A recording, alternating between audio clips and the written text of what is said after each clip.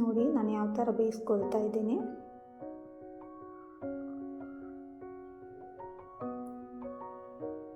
ಎರಡೂ ಕಡೆ ಚೆನ್ನಾಗಿ ಬೇಯಿಸ್ಕೋಬೇಕು, ಅಂದರೆ ರೊಟ್ಟಿ ಸ್ಮೂತಾಗಿ ಬರುತ್ತೆ. ನಾನು ನಿಮಗೆ ಜೂಮ್ ಮಾಡಿ ಕೂಡ ತೋರಿಸ್ತಾ ಇದ್ದೀನಿ.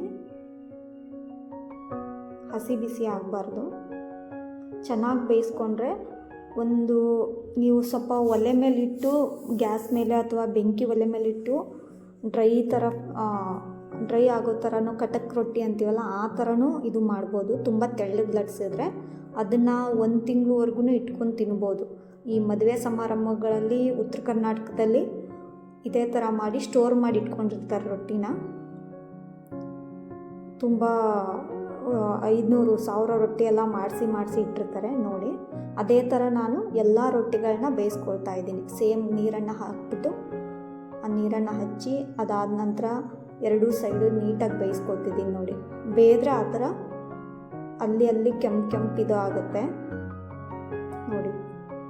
ಎಲ್ಲ ರೊಟ್ಟಿಗಳನ್ನ ಇದೇ ಥರ ಸೇಮ್ ಮೆಥಡಲ್ಲಿ ಬೇಯಿಸ್ಕೊಳ್ಳಿ. ನಿಮಗೆ ಸ್ಮೂತಾಗಿ ಇಮಿಡಿಯೇಟ್ ತಿನ್ನಬೇಕಂದ್ರೆ ಈ ಥರ ಮಾಡ್ಕೊಳ್ಳಿ. ಇಲ್ಲ 1 ಮಂತು 15 ಡೇಸು 1 ವೀಕು ಎಲ್ಲ ಟ್ರಿಪ್ ಹೋಗ್ತಿದ್ದೀನಿ, ಏನಾದರೂ ಸ್ಟೋರ್ ಮಾಡ್ಕೋಬೇಕು ಅಂದರೆ ಮತ್ತೆ ಗ್ಯಾಸ್ ತೆಳುವಾಗಿ ಲಟ್ಟಿಸ್ಕೊಂಡು ಗ್ಯಾಸ್ ಮೇಲೆ ಫ್ರೈ ಮಾಡಿ, ಅಥವಾ ಬೆಂಕಿ ಒಲೆ ಇರುತ್ತಲ್ಲ ಅದ್ರ ಮೇಲೆ ಫ್ರೈ ಮಾಡಿ ನೀವೆಲ್ಲಾದರೂ ಹೋಗ್ತಿದ್ರೆ ಮಾಡಿಟ್ಕೋಬೋದು. ನೋಡಿ ಕಮೆಂಟ್ ಮಾಡಿ ಹೇಗಿದೆ ರೊಟ್ಟಿ ಅಂತ.